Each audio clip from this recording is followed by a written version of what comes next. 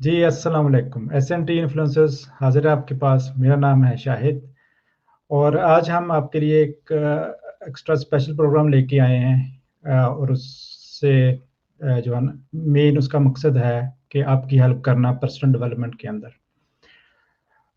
जो हमारे गेस्ट हैं उनका नाम है रूसा मोहसिन। वो एक एनएलपी सर्टिफाइड ट्रेनर हैं। या पर्सनल ग्रोथ ये होती क्या है? देखिए, सबसे पहले तो हम ये समझते हैं कि ग्रोथ क्या है। हुँ, जब इंसान की पैदाइश से लेके आखिरी सांस तक इंसान ग्रो ही कर रहा होता है। इस पूरी कायनात में चाहे आप छोटे से छोटा सेल ले लें, ह्यूमन सेल, ठीक है, या फिर एक प्लैनेट ले लें, हर उसमें एक खास वाइब्रेशन होती है और उस हुँ, खास वाइब्रेशन के थ्रू ही ये पूरी कायनात चल रही है। अब एक ह्यूमन बॉडी के अंदर कोई ट्रिलियंस ऑफ सेल्स होते हैं, हुँ, राइट? और उस एक खास सेल के अंदर एक खास वाइब्रेशन होती है। अब कमाल ये है कि जब हम लोगों ने सुना होगा कि जब आप फास्टिंग करते हो रमज़ानों में, तो आपने बाज़-औक़ात सुना होगा या नहीं सुना होगा हमारे व्यूअर्स ने कि आफ्टर द 1 मंथ और after every 28 days you are a new human being. Why is that? Because every time either a cell dies और ईदर अ सेल ग्रोज़। एक सेल मरता है तो कई सेल उसकी जगह ग्रो करते हैं। समझाने की बात यह है कि इस पूरी कायनात में दो ही अमल हो रहे हैं, या हुँ, तो कोई चीज ग्रो कर रही है या फिर कोई डाई कर रही, कोई मर रही है। हुँ, ठीक है? Either in this universe something is growing or hmm, either it's dying. Take okay. any example that you want. Either it's an animal, it's a human being, it's a plant, anything, right? It's growing or it's dying. Now when it अब हम लोग अगर बात करें personal growth के ऊपर या हुँ, personal development के ऊपर, तो इसको अगर हम इस तरह समझें कि लेट्स सपोज आज जो उरूसा मोहसिन है, वो 10 साल पहले भी वही थी जो आज है, हुँ, तो उसने ग्रो नहीं किया। ठीक है? अगर आपने अपने आप को तोलना हो, देखना हो कि आप ने जिंदगी में ग्रो किया भी है या नहीं, तो फिर आप ये देखिए कि आज जो डॉक्टर शाहिद हैं, अगर कल भी वही डॉक्टर शाहिद थे, तो फिर वो स्टेगनेंट हो गए जिंदगी में, हुँ, उन्होंने कुछ नहीं किया। ठीक जी। है? अ, इस तरह मिसाल लें जैसे कि मोबाइल फोन है, ठीक है? कई साल पहले हमारे पास वो नोकिया का मोबाइल होता था, बहुत साल हो गए मेरा ख्याल है। हुँ, ठीक है? तो अब आईफोन आ गए, ठीक है?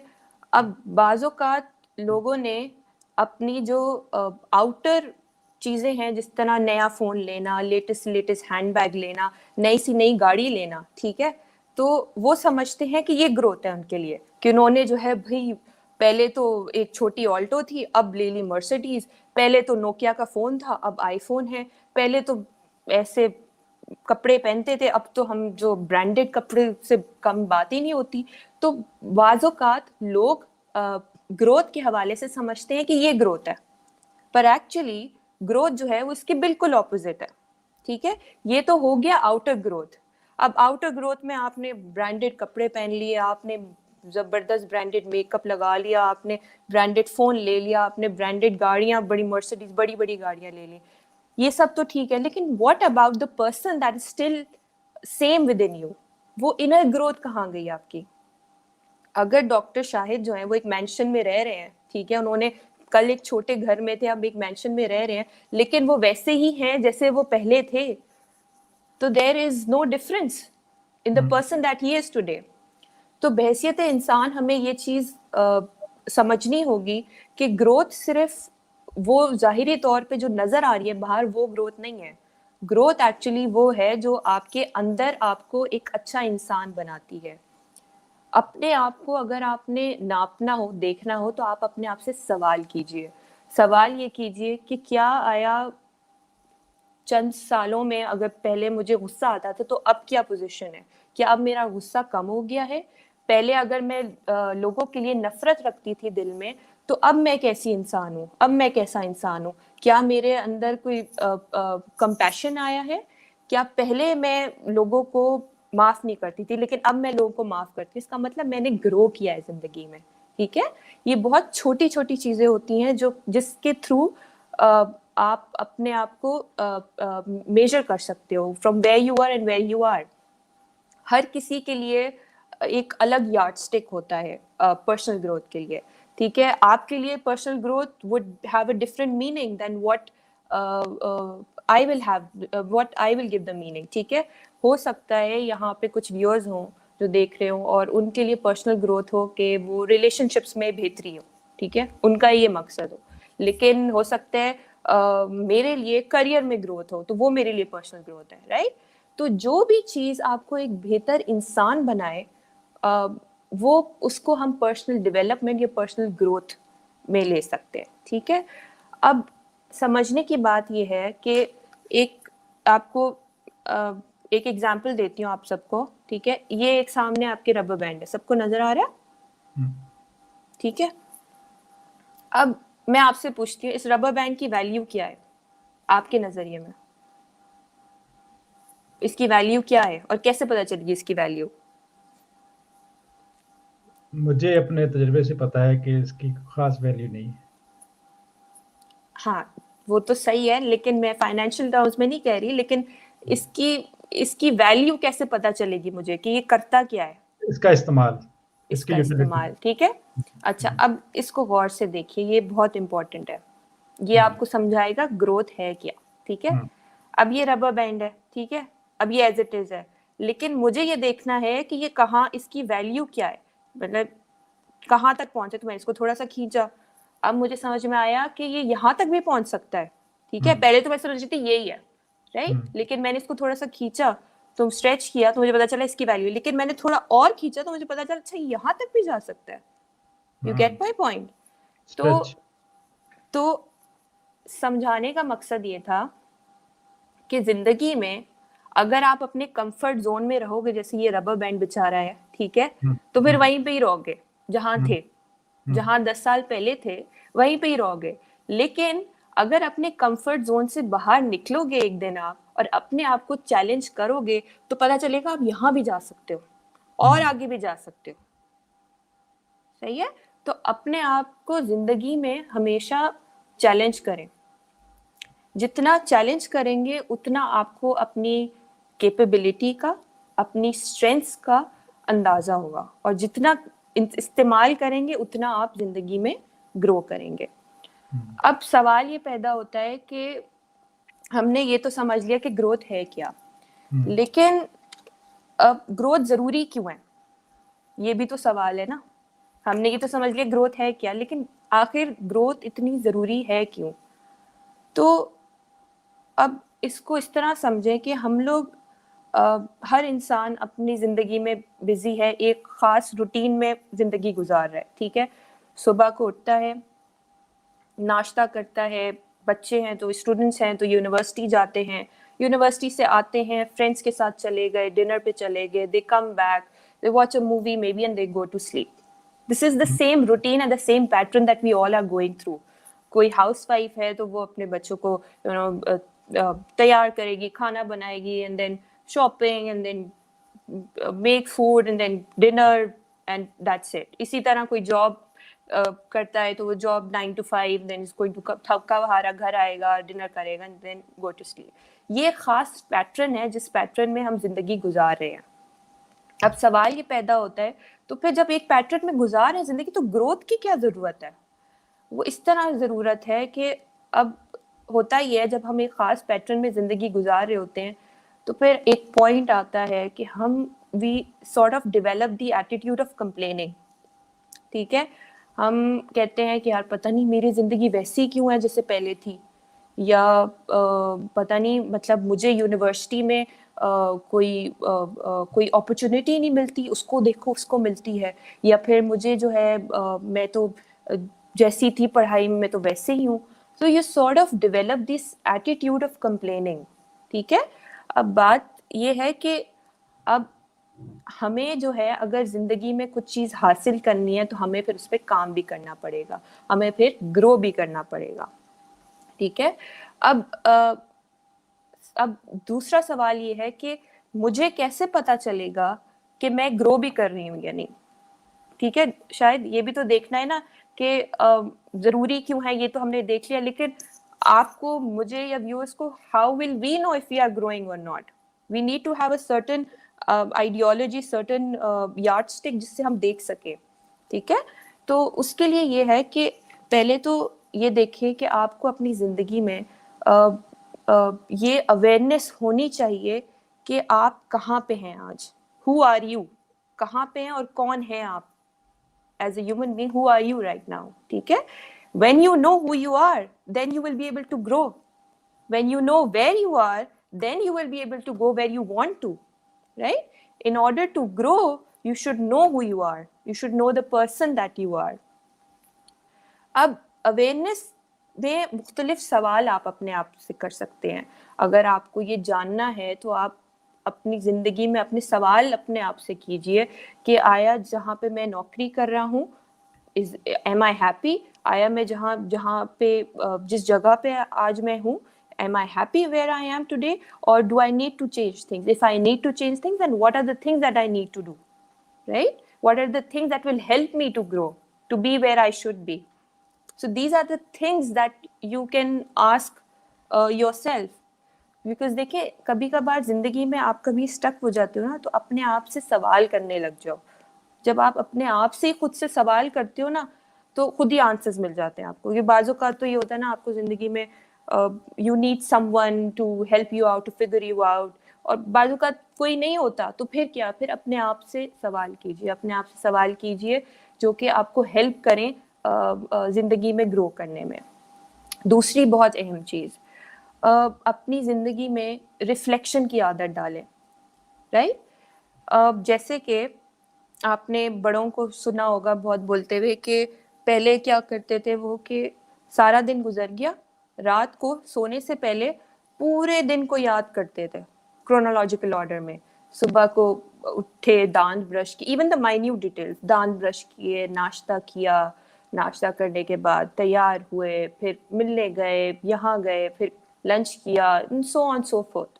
So the more you start on reflecting on your life, the better you will be aware कि आप जिंदगी में कहाँ पे हो, आप कहाँ पे ज़रूरत है ग्रो करने की, ठीक है। तो जिंदगी में आप गौर व तदब्बुर की आदत डालें, रिफ्लेक्शन की आदत डालें।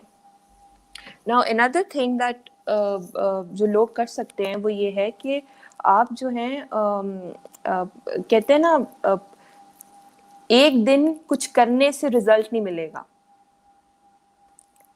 हम लोग समझते हैं कि हमने ग्रो करना है, तो हमने एक दिन किया, 2 दिन किया, या 1 हफ्ता 2 हफ्ते मैक्सिमम, अब उसके बाद हमने हाथ पैर ऐसे रख दिया, हमने कहा अब तो बस हो गया, ग्रो कर लिया हमने, ठीक है। ऐसे ही होता है ना, सही बात है।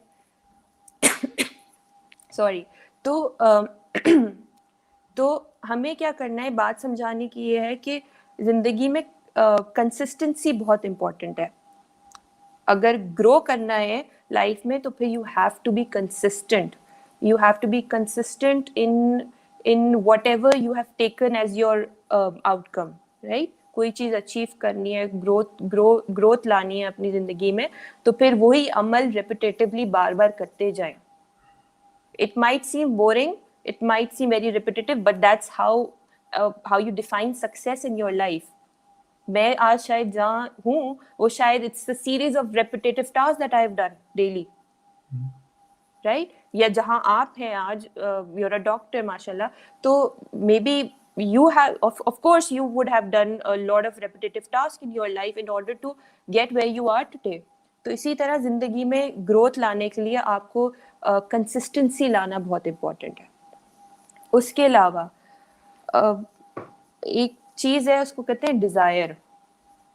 आप अपनी ज़िंदगी में कोई ऐसा पैशन ढूंढें जो आपको रियली वो it gives you the fuel to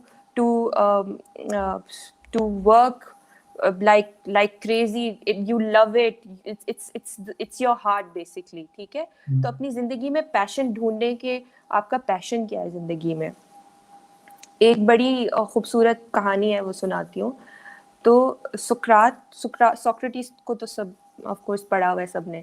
तो सुकरात के पास एक दिन कोई बंदा आया और वो कहता है कि मुझे जो है ना, आप टेल मी द फॉर्मूला, मुझे फॉर्मूला बताएं कि सक्सेस हासिल कैसे कर सकते हैं, ठीक है। तो सुकरात ने कहा ठीक है, बताता हूँ। वो उसको ले गया समंदर की तरफ, ठीक है, और उसको बोला कि आओ। अच्छा, वो लेके गया और उसने उसका सर पकड़ा और सर पकड़ के उसको पानी के अंदर नीचे कर दिया, ठीक है। अब वो बेचारा इंसान वो पानी में, of course he started getting blue, नीला हो गया पानी में, और जैसे ही वो नीला हुआ सोक्रेटिस ने उसको देखा, उसने फौरन ऊपर उठा लिया उसको। तो फिर उसने कहा, तुमने व्हाट डिड यू डू, तुमने किया क्या, मुझे पानी के नीचे क्यों धकेला है? तो उसने, सुकरात ने कहा, ये एक बात बताओ, जब तुम पानी के नीचे थे, ठीक है, तो तुम्हें शिद्दत से क्या ऐसी चीज चाहिए थी? तो उस इंसान ने कहा, मुझे जाहिर है मुझे सांस नहीं आ रहा था, मुझे सांस चाहिए था, आई नीडेड ऑक्सीजन। तो कहता है, जब इतनी शिद्दत से कोई चीज चाहिए हो, तो फिर वहां पे जाके तुम्हें अपनी सक्सेस मिलती है। That's the formula of success, where you are so passionate enough, and this is what I want to convey, कि जब ग्रोथ लाने के लिए इतना पैशन हो जिंदगी में, तो ये एक खास यार्ड स्टिक है जिसको आप अपने इस्तेमाल में, यूज में ला सकते हो। और एंड में एक और चीज ये है कि जो भी जिस लेवल पे भी ग्रोथ लाना चाहते हो, हमेशा उस चीज पे कमिटेड रहो, राइट? हमेशा उस चीज के ऊपर फोकस्ड रहो कि that this is what I have in my mind and this is what I want to achieve in my life, ठीक है। तो इन्हीं मराहिल से जब आप गुजरेंगे, तो आप देखेंगे आप एक लेवल पे पहुंच गए हैं जहाँ पे you define yourself that you know I have grown as a beautiful person that I am today. Over to you. Thank you very much. आपने बहुत अच्छे तरीके से बता दिया कि ग्रोथ क्या होती है और पर्सनल ग्रोथ क्या होती है, पर्सनल ग्रोथ क्यों ज़रूरी है, और कैसे पता चलेगा कि आप ग्रो कर रहे हैं। इन सबको आपने एड्रेस कर दिया, और एंड पर आपने थोड़ा सा टच किया कि वो उस मामले में आपको उस तरफ जाना चाहिए जो कि आपका पैशन है। तो इधर हम स्वीडन में रहते हैं, या बाकी आप अगर वेस्टर्न ऑथर्स को भी सुनते हैं या पढ़ते हैं, तो वो कहते हैं कि जो आपका पैशन हो उसे अपना प्रोफेशन बना लो। तो बिल्कुल तब आप कभी काम करके थकेंगे नहीं, क्योंकि आप हर टाइम अपने पैशन पे काम कर रहे होंगे, तो आपको ब्रेक ही नहीं बेसिकली चाहिए होगी, तो फिर आप सही ग्रो करेंगे। मेरे ख्याल में बिल्कुल आप, सही कह रहे हैं। तो अब सवाल ये है कि आपको अपना पैशन डिस्कवर कैसे आप कर सकते हैं? अच्छा, ये किसी कोई इंसान को कैसे पता चलेगा कि उसका क्या पैशन है? अनफॉर्चुनेटली हमारा जो सिस्टम है, उसमें तो हमें शुरू से बता दी जाता है कि आपने डॉक्टर बनना है, इंजीनियर बनना है, ये बनना है, वो बनना है, और इवेंचुअली इंसान वो बन भी जाता है थ्रू हुक और बाय क्रुक, और अपने ऊपर थोड़ा जोर लगा के और मेहनत करके ज़्यादा एक्स्ट्रा शायद, और इवेंचुअली हो सकता है उस इंसान को बनना भी नहीं चाहिए, और वो काफ़ी लेट जाके उसको पता चलता है कि नहीं, this was not for me. तो क्या तरीका हो सकता है कि हमें अर्ली एज में या थोड़ा आगे जाके भी ये कम से कम पता चल जाए कि मेरा पैशन है क्या? अच्छा, ये बड़ा ज़बरदस्त सवाल भी और मुश्किल सवाल भी है। इस तरह है क्योंकि कोई आपको आके नहीं बताएगा कि ये आपका पैशन है, या हुँ, मुझे किसी ने आके नहीं बताया था कि उरूसा ये तुम्हारा पैशन है। ये एक ऐसी चीज़ है जो आप फ़ौरन कनेक्ट नहीं कर जाती कोई चीज़ आपको। आप मुख्तलिफ ज़िंदगी के चैलेंजेस से गुज़रते हैं, ठीक है? और ये समहाउ आपका पैशन जो है ऑटोमैटिकली एक आपको कनेक्ट कर देते हैं आपको एक साथ, या फिर इसको इस तरह समझें बहुत आसान लफ्ज़ों में कि आप मुख्तलिफ मराहिल से गुजरे, चैलेंजेस फेस किए, environment में कोई inner challenge, outer challenge, whatever challenges that you have faced in your life, right? And as you take one step further, so you sort of realize कि यार मेरा दिल जो है इसमें मुतमईन है, या फिर where work seems kind of fun, ठीक है। हुँ, अब मेरे लिए मैं जो कर रही हूँ और जो मैंने शुरुआत की है इस सफ़र में, इसमें मुझे मज़ा आता है, आई एन्जॉय इट, ठीक है, अंदर से खुशी मिलती है। ये एक शायद एक ऐसा सवाल है कि शायद मैं इसके लिए बहुत छोटी हूँ कि मैं इसके लिए जवाब दे सकूं, सही है। तो ये it's sort of a inner voice that hmm, tells you that yes this is it, this was for you. मतलब कह लेना जिंदगी का मकसद, मेरे लिए तो मैंने अपने जिंदगी का मकसद ढूंढ लिया। इसी तरह बाज लोगों को बहुत जल्दी मिल जाता है, बाज लोग बूढ़े हो जाते हैं तब भी वो ढूंढ रहे होते हैं मेरी जिंदगी का मकसद क्या है, ठीक है। तो मेरे हिसाब से कंपैरिजन नहीं करना चाहिए एक दूसरे के साथ। हम सब अपनी अपनी एक जर्नी गुजार रहे हैं, एक जर्नी यानी एक सफर ही है ना ये जिंदगी। तो हम सबकी एक अपनी अपनी मंजिल है जिस जहां तक हमें पहुंचना है। हो सकता है जो मेरी मंजिल हो वो आज जो देख रहा है उनकी ना हो, उनकी कोई और हो। तो समझाने का मकसद ये है कि अपनी जिंदगी में कंपैरिजन ना करें दूसरों के साथ। हाँ, कंपैरिजन हमेशा करें तो अपने आप से करें, यही पर्सनल ग्रोथ है। आज जो उरूसा है अगर कल वाली उरूसा से वो बेहतर है तो फिर मैं अपने आप को अपने आप से कंपेयर करूंगी और मैं बोलूंगी yes I am a better person, I am a better human being, but I should never compare myself to you or to another person, because if I do that then probably हो सकता है कि मैं खुदा के अदल को challenge कर रही हूँ, ठीक है। हम सब की अपनी अपनी एक मंजिल है जिसकी तरफ हम लोग राग़िब हैं, हम सब की अपनी अपनी अलग अलग पैशन है। यस आप अपना पैशन ढूंढ के आप किसी और को फॉलो कर सकते हो जो उसी पैशन उसी फील्ड में हो, yes do that of course.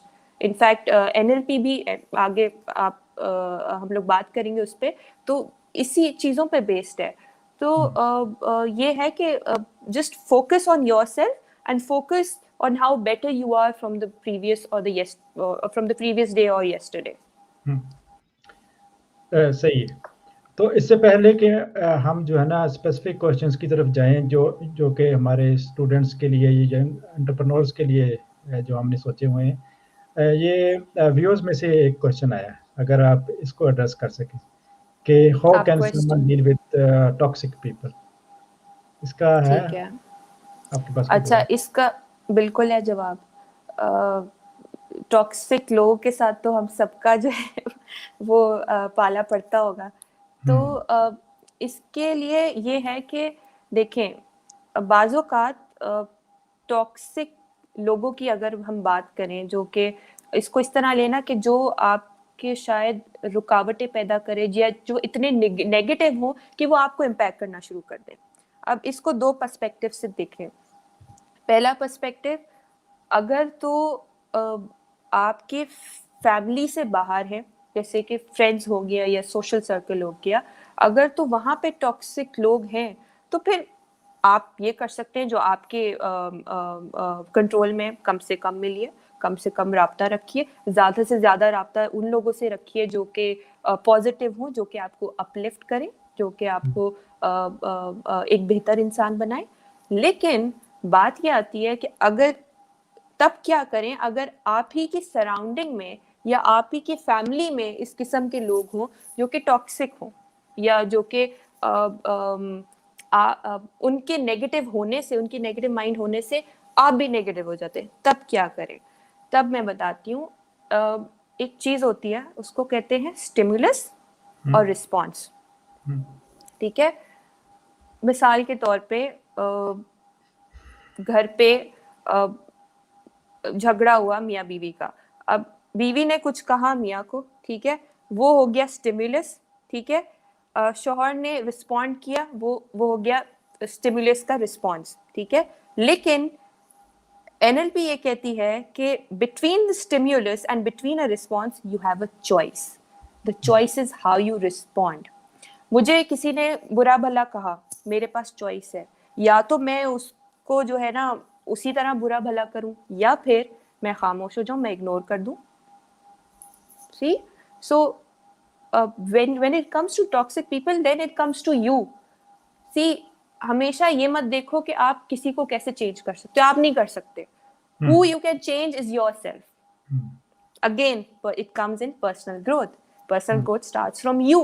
Don't expect कि दूसरा अगला चेंज होगा, अगला नहीं होगा चेंज। अब क्या करना है?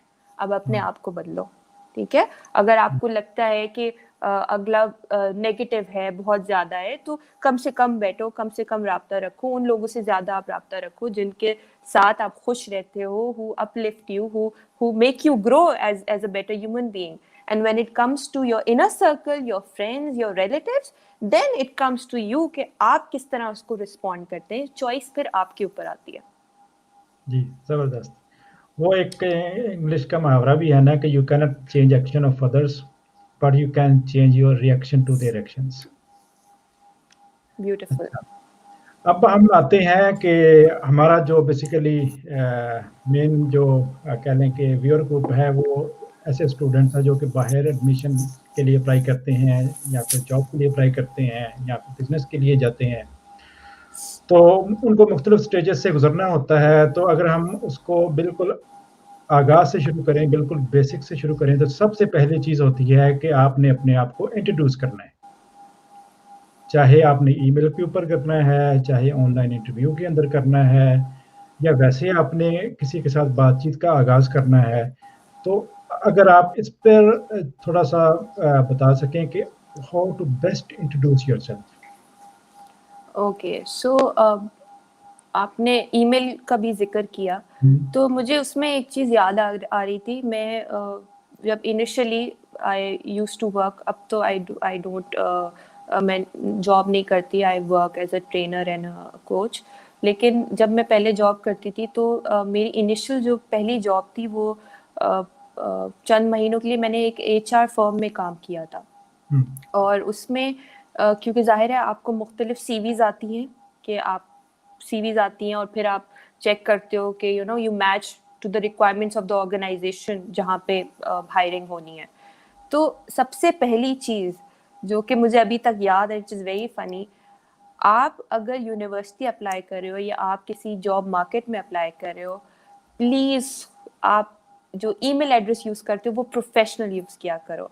ऑनेस्टली शायद मेरे पास इतनी मुझे याद है अजीब किस्म की जो है ना वो ईमेल एड्रेसेस से ईमेल आती थी CVs के साथ, कि cuteboy@hotmail.com और prettygirl@gmail.com, and honestly that was hilarious. सही है.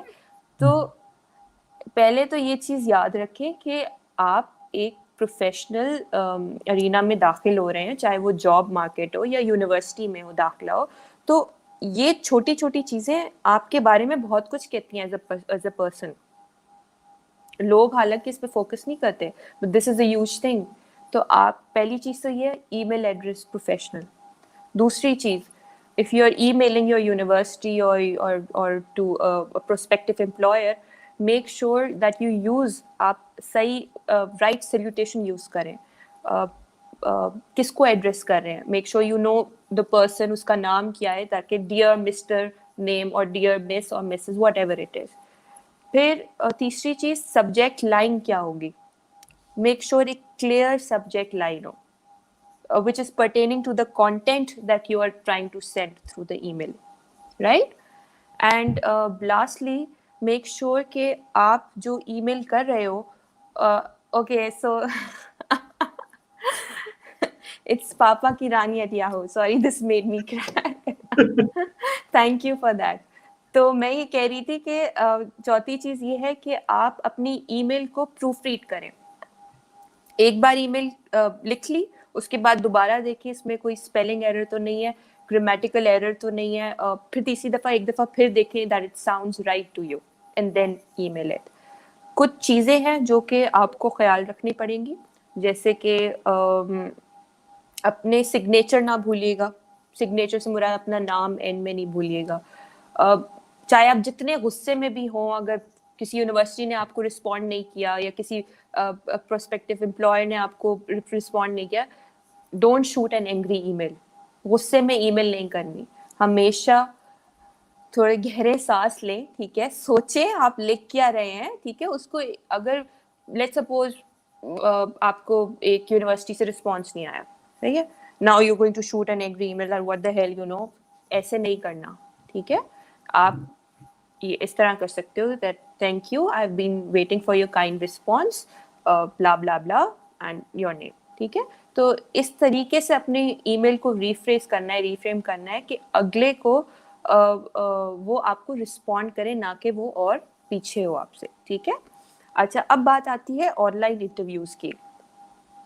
अब ऑनलाइन इंटरव्यूज़ अगर तो हम वीडियो के ऊपर लेट्स सपोज अगर हम लोग बात करें वीडियो इंटरव्यूज़ की, तो शायद दो चीज़ें बहुत मैटर करती हैं इंस्टेंटली. जैसे कि एक, वीडियो इंटरव्यू में क्या आता है, आपका फेस आता है और आपके हैंड जेस्चर्स आते हैं, right. Initially the first thing वो कहते हैं ना, the first impression is the last impression, ठीक है। इसमें बहुत सारी चीजें आ जाती है, इसमें how well you are dressed up, ठीक है। ये तो नहीं आप नाइट सूट में बैठ गए, this shows a very careless attitude, है तो आपके घर में, आपको क्या, but this shows that you are not serious about where you are applying. आपने कितने नीटली अपने हेयर को टाई किया है, या लड़कियां हैं या फिर लड़के हैं तो कितना नीटली ब्रश किया है, how well do you have an eye contact with the interviewer. See this is also this is also what matters, क्योंकि अगर तो आप का आई कांटेक्ट नहीं है, इसका मतलब इंटरव्यूअर ये समझ सकता है कि या तो you are lying, you are not honest about a question that I have asked you, या फिर ये समझ जाएंगे कि यू नो इसको तो कम्युनिकेशन स्किल्स इसकी वीक है, इसको तो बोलना नहीं आता, तो बार बार यहाँ वहाँ देख रहा है, या फिर तो ये किसी से पूछ रहा है। So there are a lot of multiple perspectives that the interview can, you know, see or hear, right? तो एक तो ये चीज है। दूसरी चीज, कम्युनिकेशन में हम ये कहते हैं कि टोटल कम्युनिकेशन में सिर्फ 7% वर्ड्स हैं, right? And the rest 55% and 38% goes to your body language and the tonality of your voice, right? ये हालांकि छोटी चीज लगती है, लेकिन जब आप किसी से गुफ्तगू करते हो तो ये बहुत मैटर करता है, राइट? तो अपने फेशियल एक्सप्रेशंस आप क्या यूज करो, whenever you start with an online interview, make sure you have a little sweet smile on your face. That always opens up a connection between you and the other person. कुछ कह रहे थे आप? नहीं, मैं नहीं सुन रहा हूँ। अच्छा, तो स्माइल वैसे भी कहते हैं ना, smile is infectious, just like yawning is, by the way, yawning is also infectious. So थोड़ा सा इस चीज का भी ख्याल रखें कि when you begin an interview थोड़ी सी चेहरे पे स्माइल हो, you greet the other person and then start to have an eye contact, और फिर gradually जो जो सवाल इंटरव्यूअर आपसे पूछ रहा है वो समझ के उसको जवाब दीजिए। अब जैसे बहुत सारे सवाल कर सकता है इंटरव्यूअर आपसे, जैसे कि यूनिवर्सिटी के अगर बात करें कि दे कैन आस्क यू के okay you know tell me about yourself, अपने बारे में कुछ बताइए, या फिर अपनी स्ट्रेंथ्स के बारे में बताइए। अच्छा, मजे की बात ये कि जब स्ट्रेंथ की बात आती है तो हम लोग तो फौरन, अच्छा मैं बताता हूँ आपको, मैं बताती हूँ, ठीक है। ये मतलब हम लोग स्ट्रेंथ के मामले में तो वी आर सो कॉन्फिडेंट कि हम लोग को तो पता नहीं कितनी स्ट्रेंथ हैं और क्या क्या, राइट? लेकिन जब बात वीकनेस पे आती है तो स्टूडेंट्स घबरा जाते हैं, they are like weakness, no I don't have any weakness, you know. बाजू का तो ये होता है ना, I don't have any weakness, या वो सोच में पड़ जाते हैं यार मैं बताऊं या नहीं बताऊं, मैंने बता दिया तो क्या होगा, ये भी होता है। तो बात जब इस पे आती है वीकनेस पे, तो स्टूडेंट्स डर जाते हैं, या फिर इवन जॉब मार्केट में आप जा रहे हो as an employ you get scared. अच्छा, इसमें सबसे बड़ी टिप आप लोग को मैं ये दे देती हूँ कि जब इंटरव्यूअर आपसे पूछे कि अपनी वीकनेस क्या है तो घबराना नहीं है। वो इमरान खान कहते हैं ना, घबराना नहीं है तो आपने भी नहीं घबराना, ठीक है। उसकी वजह ये है कि हम में से हर शख्स की वीकनेस होती है, ठीक है। आपको नजर नहीं आती, अगले बंदे को नजर इसलिए नहीं आती क्योंकि ऑटोमेटिकली आप अपनी स्ट्रेंथ को ज्यादा एविडेंट कर देते हो। हम सब में वीकनेस है, हम सब में खराबियां, कोई ऐसा नहीं है जिसमें ना हो, सही है। इंसान है, इंसान की वीकनेसेस भी होती है, स्ट्रेंथ भी होती है, इट्स वेरी नॉर्मल। तो पहली चीज तो ये है कि आप just be very calm, and कोई भी ऐसी वीकनेस आप जो समझते हैं जो आपकी वीकनेस है, उसको इस तरह कन्वे कीजिए कि जैसे कि आप उस पर काम कर रहे हो। लेट्स सपोज, एक मिसाल देती हूँ, किसी की वीकनेस है कि उससे टाइम मैनेज नहीं होता, ठीक है।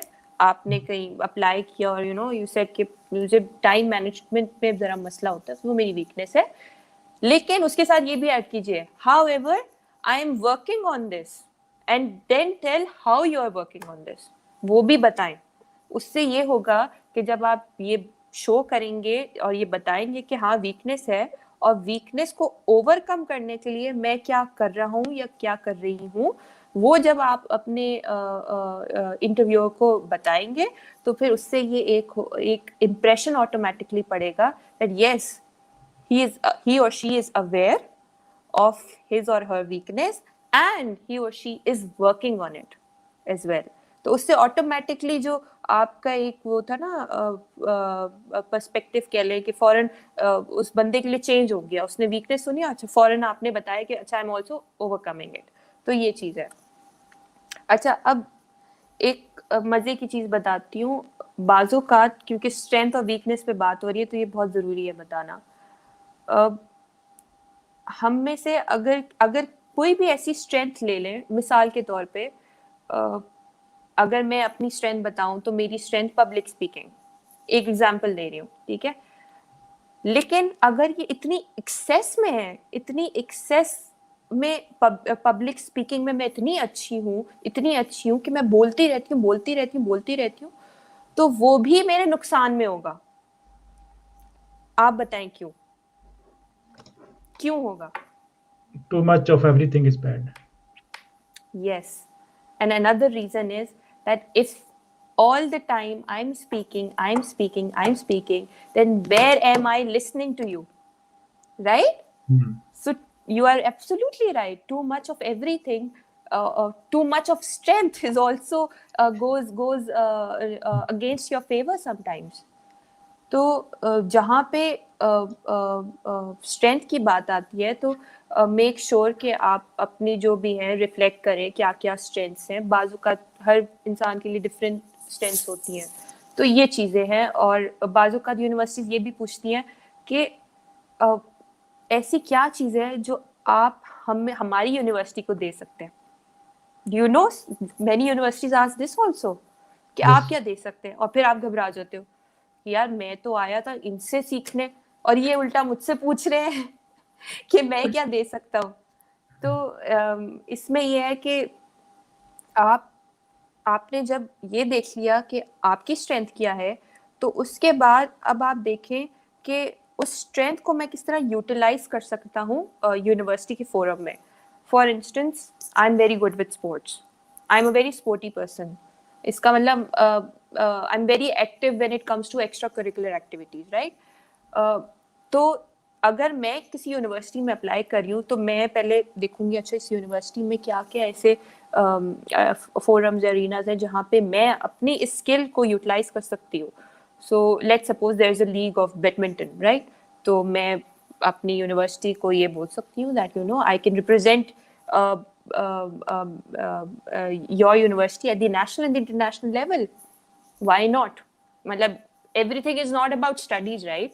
It's more than that.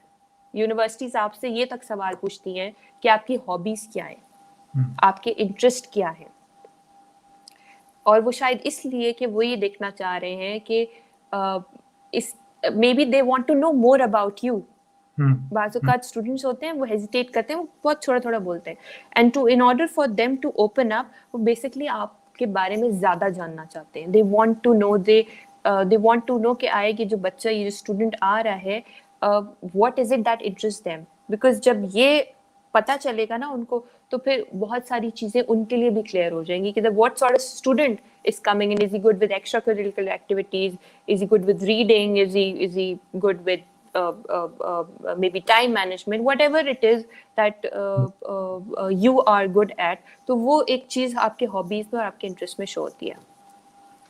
अच्छा, आपने ना अभी एक बहुत अच्छी बात की जिससे मुझे ना कुछ और बातें याद आ गई कि सिर्फ एजुकेशन ही हर चीज़ नहीं है, वो लोग और चीज़ें भी देखते हैं। बेसिकली बैलेंस्ड लाइफ में आपने सिर्फ पढ़ाई नहीं करना होती, आपने स्पोर्ट्स भी करना होती हैं, एक्स्ट्रा करिकुलर एक्टिविटीज़ भी करना होती हैं, और उससे भी आपकी ग्रोथ होती है।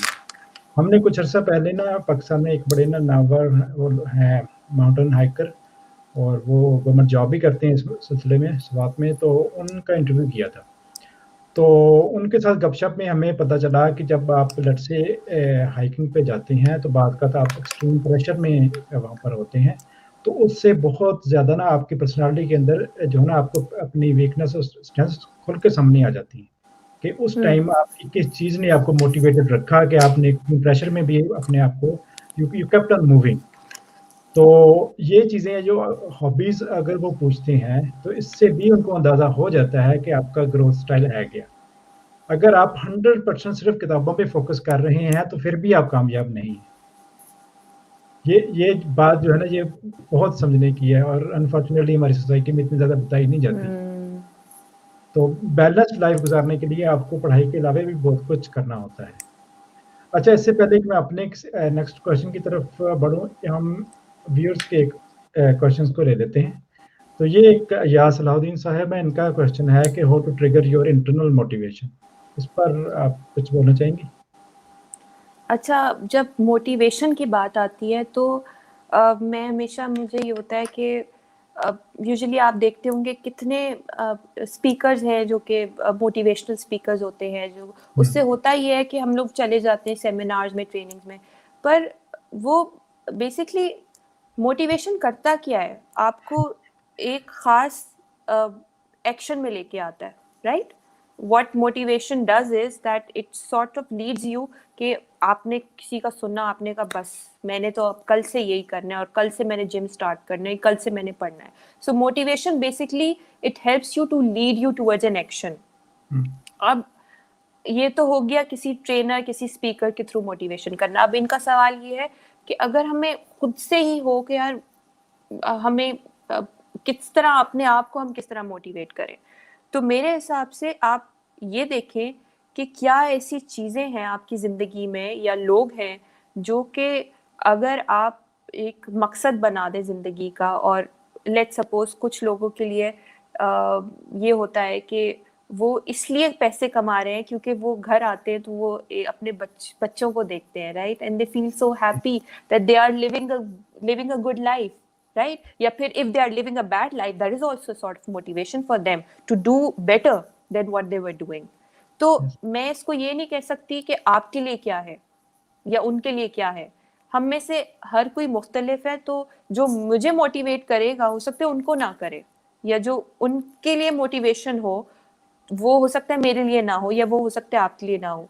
तो इसके लिए ये है कि आप खुद बैठें और सोचें क्या ऐसी चीजें हैं जो आपको ट्रिगर करती हैं, क्या ऐसी चीजें जो आपको एक्शन में फौरन लाने के लिए इंक्लाइन करती हैं, right? So this is not what I will tell you, this is what you have to figure out, because once you know what is that little spark in your life that helps you, जो आपको मदद करता है, trigger करता है बेहतर इंसान बनाने में और एक्शन लेने में, वही खास ट्रिगर है और उसी पे ही आपने एफर्ट करनी है। जी, फैंटास्टिक। एक और जो है क्वेश्चन ले लेते हैं।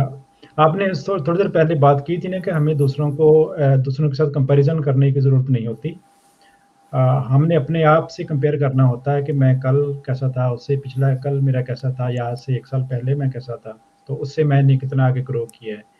तो हम इस लाइन पे पहले बात कर रहे थे। तो मेरे ख्याल उससे रिलेटेड जो है ना क्वेश्चन आया कि how to utilise comparison in a constructive way. अगर हम किसी और से भी कंपेयर करना हो तो उसको पॉजिटिव वे में हम कैसे कर सकते हैं? अच्छा, अगर किसी और से करना हो, ठीक है, मुझे तो लग रहा है अगर कि ये अच्छा हो सकता है, सो अगर आपको किसी और से करना हो कंपेयर, तो मैंने शायद मैं इसका वैसे जवाब दे चुकी हूँ दूसरे लफ्जों में, लेकिन मैं दोबारा दे देती हूँ। अगर आपको किसी और के साथ कंपेयर करना हो तो हमेशा ये देखें कि आपको अगर किसी मंजिल पे पहुंचना है और वो शख्स ऑलरेडी पहुंचा हुआ है, तो आप उसके जो बेबी स्टेप्स उसने लिए ना वहां पहुंचने के लिए, तो वहां पे आप कंपेयर करें अपने आप को। Let's suppose you are at this level and you want to go to another level one step ahead, तो आप जब उसको कंपेयर करें, यार ये यहाँ तक है, तो आप फिर आप अपने आप को कंपेयर करें, अच्छा मैं यहाँ पे हूँ, तो what is it that will take me from here to here, right? लेकिन इस चीज में वही चीज रिपीट करूंगी जो पहले मैं बता चुकी हूँ, लेकिन अगर मैं यहाँ पे ये ले आई, यार यहाँ पे कैसे पहुंचे, तो डिजर्व ही नहीं करता, इसको जरूर जो है ना किसी ने रेफर किया होगा, ये तो यहाँ पहुंच ही नहीं सकता, ये तो मैं तो जानता हूँ मैं ये तो नहीं पहुंच सकता, अब he just lucky, you know, he doesn't deserve it. या फिर यू नो आप अपने दिल में बेसिकली क्या होता है, आप अपने दिल में बोगस रखने शुरू कर देते हो, कीना रखने शुरू कर देते हो, way you sort of develop this hatred for the other person. ये नहीं करना आपने, ठीक है? ये करोगे तो वही वाली बात है, आप अल्लाह के अदल के खिलाफ जा रहे हो। You are questioning the authority, you are questioning how he has made certain laws, right? तो जब बात आती है कंस्ट्रक्टिव वे में यूटिलाइज करना कंपैरिजन किसी और से, तो फिर आप ये देखें कि अगर वो एक स्टेप अहेड है तो how did he go where he is today. तो फिर आप अपने आप को कंपेयर, अच्छा यार मैं यहाँ हूँ वो वहाँ है। तो बेसिकली इसमें सारा कमाल आपका एटीट्यूड का क्या होता है, what is the attitude that you have, that's very important, not even in this but generally in life also. आपका रवैया क्या है चीजों को तोलने का, चीजों को देखने का, किस नजरिए से आप देख रहे हैं, अगले को आप देख भी रहे हैं ना। हमारे माशरे में खास तौर पे शायद ये होता है कि कोई कहीं पहुंच गया, आपके सबसे पहले तो आपके दोस्त ही होते हैं, अच्छा यहाँ पहुंचे इसको खींच के नीचे लेके आओ, ये यहाँ कैसे पहुंचा है ठीक है? तो आपके करीबी दोस्त रिश्तेदार ही होते हैं जो एक खास तौर पे हसद रखते हैं। अल्हम्दुलिल्लाह I am very blessed when it comes to that, अल्हम्दुलिल्लाह। लेकिन ये हमारी सोसाइटी का एक हिस्सा है, ठीक है?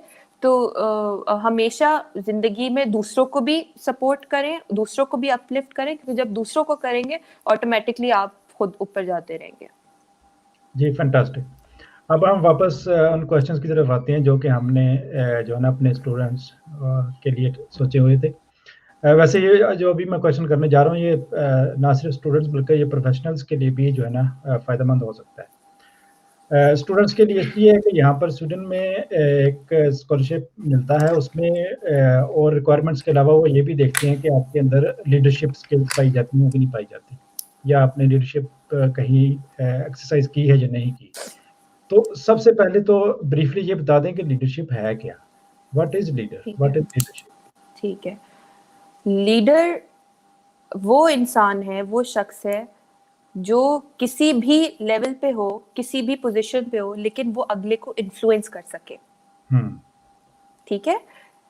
लीडर सिर्फ वो नहीं है, वो पॉलिटिशियन जो अथॉरिटी पे है, जो कुर्सी पे बैठा हुआ है। लीडर वो भी है जो शायद किसी मॉल के अंदर वॉशरूम साफ कर रहा है। लीडर वो भी है जो वेले पार्किंग पे इंतजार कर रहा है, वो भी लीडर है। लीडर कोई भी ऐसा शख्स जो किसी और को मुतासिर कर सके अपने काम से, अपने रवैये से, अपने पोजीशन से, अपनी powers, whatever it is that can influence anybody else is a leader, right? लेकिन लीडर हम लोग का एक होता है ना कि leaders are born only, right? तो I don't agree with that, ठीक है? There might be leaders who are born, right? एक खास ट्रेट होती है, लेकिन ये चीज ऐसी है जो डेवलप कर सकते हो आप अपने अंदर। लेट्स सपोज स्टूडेंट्स के हवाले से बात करूंगी, आप चाहते हो कि this is a thing that you want, यार I want to polish my skills, leadership skills, very easy, contact your university or your school and set up maybe in collaboration with a volunteer organization and start bringing in people behind you and lead a team. या फिर जरूरी नहीं है आप वहां तक जाओ, you love sports, for instance I love sports, I can probably मैं अपने इर्द गिर्द की कम्युनिटी से कुछ लोगों को इकट्ठा कर सकती हूँ एंड मैं इनको कह सकती हूँ कि अच्छा अब हम एक खास सीरीज ऑफ मैचेस खेलेंगे। What did I do? मैंने ऑटोमेटिकली इन्फ्लुएंस किया उनको इन्फ्लुएंस किया कि वो डिसीजन लें और मेरे साथ काम करें या मेरे साथ मिलकर करें। तो leadership is as simple as influencing anyone. या सही। तो ये हम अपने अंदर कैसे पता कर सकते हैं, कैसे हम अपने आप को एक बेहतर लीडर बना सकते हैं? मैंने अभी आपको बताया ना कि बहुत सारे तरीके हैं कि हम अपने आप को, पहली तो चीज बात ये ना थोड़ा रिवर्स में चले जाएं अपने आप। हम बात ही, हमारा टॉपिक ही आज पर्सनल ग्रोथ, पर्सनल डेवलपमेंट है, राइट? तो बहुत सारी ये इसके लिए तो मेरे ख्याल है आप एक अलग शो करें, क्योंकि अभी टाइम नहीं है इसके लिए तो एक मेरे ख्याल है एक वी विल हैव टू चलें probably ठीक। do another show. लीडरशिप हम तो एक बहुत इंशाल्लाह आपके वास्ट साथ एक और सब्जेक्ट है। सेशन लीडरशिप पे कर लेंगे। ये वैसे भी मेरा ना फेवरेट टॉपिक है। मेरे पास अच्छा अभी जो है ना एक लीडरशिप पोजीशन है जिधर मैं जॉब करता हूँ। अच्छा माशाल्लाह। तो मैंने भी कुछ बुक्स पढ़ रखी हैं लीडरशिप के ऊपर। अच्छा तो माशाल्लाह। फिर होपफुली बड़ी इंटरेस्टिंग डिस्कशन होगी। अच्छा, तो अच्छा अब हम आ जाते हैं एनएलपी की तरफ। एनएलपी क्या चीज़ है? ये तो बताइएगा। अच्छा एनएलपी कहते हैं न्यूरो लिंग्विस्टिक प्रोग्रामिंग को। न्यूरो से मुराद आपका नर्वस सिस्टम। आपको आपके 5 हवासे खमसा यानी 5 सेंसेस, आंखें देखती हैं, नाक सूंघती है, जबान चखती है, कान सुनते हैं और आप महसूस करते हो। ठीक है, तो ये जितनी भी इंफॉर्मेशन आपको चाहे वो माजी से ताल्लुक हो, हाल से ताल्लुक हो या मुस्तकबिल से ताल्लुक हो, जितनी इंफॉर्मेशन आपको आपके 5 हवासे खमसा से आ रही है, वो इंफॉर्मेशन किस तरह आप प्रोसेस करते हो, उसको कहते हैं न्यूरो नर्वस सिस्टम। आपका सारा जिस तरह वो प्रोसेस करता है। फिर बात आती है लिंग्विस्टिक्स की। लिंग्विस्टिक्स से मुराद ये है कि लैंग्वेज, बेसिकली कम्युनिकेशन लैंग्वेज। अब इसमें दो तरह की कम्युनिकेशन आ जाती है। एक है इंटरनल कम्युनिकेशन, कि मैं अपने आप से कैसे बात करती हूँ या फिर मैं अपने आप को कैसे देखती हूँ। ये भी बहुत अगर इसको डेप्थ में समझे तो ये भी बहुत एक वास्ट इम्पैक्ट क्रिएट करता है। और फिर आती है एक्सटर्नल कम्युनिकेशन, मैं दूसरों से कैसे बात करती हूँ। अब यहाँ पे लिंक देखें आप, मैं जिस तरह अपने आप से अंदर बात करती हूँ ना, उसी का इम्पैक्ट मुझे बाहर नजर आता है आपसे किसी और से बात करते हुए। लेट्स सपोज एग्जाम्पल, मेरे माइंड में मैं शायद सोचूं तनी ये डॉक्टर शाहिद कौन है and why does he want to take my interview और ये वो। ठीक है, मैं बड़ी वो जो मतलब मैं अपने माइंड में एक स्टोरीज क्रिएट कर रही हूँ। ठीक है, नेगेटिव स्टोरीज। अब आपको क्या लगता है ये नेगेटिव स्टोरीज कहीं ना कहीं इम्पैक्ट नहीं करेंगे मेरे और आपकी कम्युनिकेशन में? यू वुडंट नो, लेकिन मेरे माइंड में क्या चल रहा है ऑटोमेटिकली। मैं आपसे बात करूंगी, मैं बहुत हेजिटेंट होके बात करूंगी, right? I'll have to be careful, you know, I don't know who this person is or this and that, right? So automatically समझाने का मकसद ये है कि आपकी जो इंटरनल कम्युनिकेशन है वो इम्पैक्ट करती है आपके एक्सटर्नल कम्युनिकेशन को। और मैंने शायद पहले भी बता दिया था कि आपकी सिर्फ 7% जो है, इमेजिन 7% कम्युनिकेशन का जो इम्पैक्ट है वो सिर्फ वर्ड्स का है। 7% only, which is this much, right? लेकिन the bigger impact of communication is your body language and your tonality of the voice, how you speak. So basically इसमें ये कहते हैं कि it's not what you say, it's how you say it, right? तो फिर बात आती है प्रोग्रामिंग की। मैंने जितनी भी इंफॉर्मेशन थी, सही है, मैंने अपने माइंड में सारी जिंदगी ये प्रोग्राम हो गई। ठीक है, जो जिस तरह एक कंप्यूटर होता है ना, अब एक कंप्यूटर है, उसका एक खास सॉफ्टवेयर डला हुआ है। अब आप सोचें उस सॉफ्टवेयर में वायरस आ गया। ठीक है, इसी तरह कुछ खास किस्म की प्रोग्रामिंग होती है जो बचपन से लेके बड़े होने तक बिलीव गलत अकायद होते हैं हम लोग के, और जो इन्वायरमेंट के थ्रू आते हैं, और लोगों ने हमें जो कहा मे बी वो बिल्डअप हो गया as a belief system. So whatever programming that is instilled in our mind, ठीक है, पॉजिटिव प्रोग्रामिंग तो ठीक है, लेकिन जब नेगेटिव प्रोग्रामिंग की बात आती है तो वो जिंदगी में आपको रुकावटें पैदा करती है आपके लिए। एग्जाम्पल, जैसे कि स्टूडेंट्स हैं, वो यूनिवर्सिटी के लिए अप्लाई कर रहे हैं, और लेकिन उनके बिलीफ सिस्टम पीछे ये चल रहा है कि मैं तो नहीं कर सकता, मेरा तो नहीं होगा, मेरा तो इम्पॉसिबल है, क्योंकि मेरा पहले भी नहीं हुआ ना, वहां भी नहीं हुआ, तो यहाँ तो हो ही नहीं सकता, छोड़ो यार, करते ही नहीं। ठीक है, तो ये बिलीफ सिस्टम आपको जिंदगी में कामयाब होने में रोकता है, ये आपको रुकावटें पैदा करता है। तो ये एक ऐसा मेरा ख्याल है वास्ट सब्जेक्ट है कि जिसपे हम लोग हर एरिया में बात कर सकते हैं, क्योंकि ये आपको इसको कहते हैं basically it's a study of excellence. Hmm, हम लोग आज हमारा टॉपिक का हवाला यही है, तो it's all about going from good great to outstanding to a level where you are outstanding. In fact मैंने रिसेंटली लोगों को करवा रही हूँ एक मिनिमम छोटा सा कोर्स है, गोल अचीवमेंट थ्रू एनएलपी, कि आप अपने गोल्स को कैसे अचीव कर सकते हो एनएलपी के जरिए। एक तो पूरा कोर्स है ना कि आप पूरा कोर्स करो एनएलपी का, लेकिन एक छोटा सा एक मिनी कोर्स छोटा सा लोगों के लिए बनाया हुआ है कि अगर आप जिंदगी में कोई मकसद हासिल करना चाहते हो, तो आप जिंदगी में कोई मकसद हासिल करना चाहते हो तो आप एनएलपी के जरिए आप वो मकसद हासिल कर लो। तो ये है। तो अच्छा, ये आपने अच्छा बता दिया। तो अगर हमारे व्यूअर्स में से कोई वो कोर्स करना चाहे, आपसे वो कोर्स लेना चाहे या आपसे बिल्कुल कंसल्टेंसी लेना चाहे, तो कोई है तरीका कांटेक्ट करने का आपके साथ? बिल्कुल है। मेरे साथ so basically I am active on social media, चाहे ओके। वो मेरा मेरे अपनी प्रोफाइल है फेसबुक की, अब उस पे कर ले, मेरे पेज पे कर ले, मेरे इंस्टाग्राम पे कर ले, लिंक्डइन पे कर ले। I am all over on social media these days. या सही I have a website too, या सो एनीवेयर सही, that they want to. Perfect. तो अगर हमारे से किसी ने रब्ता किया कि वो आपसे कंसल्टेशन लेना चाहते हैं, तो हम लाजमी आपसे रब्ता करेंगे। ये एक ना थोड़ा फनी क्वेश्चन है, अच्छा। ले लेती हूँ। हम लीडरशिप की बात कर रहे थे ना, क्या नवाज शरीफ, बिलावल, मरियम ये लीडर हैं। मुझे नहीं पता कि ये हमारे प्रोग्राम का हिस्सा है कि नहीं है। नहीं, ये पॉलिटिक्स पे इतना मैं कि नहीं बात करूंगी। हाँ जी, उसकी हमें जो है ना एड्रेस करने की जो है ये ना। आप अपने आप से सब पूछे कि वो लीडर है या हाँ, नहीं। मैं तो इसका ये ये जवाब दूंगा कि आप लीडरशिप की अच्छी बुक पढ़ें कोई, फिर आपको पता चल जाएगा कि लीडर के अंदर क्या क्या क्वालिटीज होनी चाहिए, और फिर आप खुद सही। से जज कर लें, खुद से इवेलुएट कर लें कि ये लोग उस चीज़ों के ऊपर, इन क्राइटेरियाज के ऊपर पूरा उतरते हैं कि नहीं पूरा उतरते। तो फिर आपको खुद से जवाब मिल जाएगा। चलो ठीक है, फिर आज के लिए जो है इतना ही काफ़ी था मेरा ख्याल है। व्यूअर्स जी, आपका बहुत शुक्रिया, और रुस्सा आपका बहुत-बहुत शुक्रिया। अभी हम बहुत आज का शुक्रिया प्रोग्राम साहिब। खत्म करते हैं। अल्लाह हाफ़िज़। अल्लाह हाफिज, थैंक यू सो मच।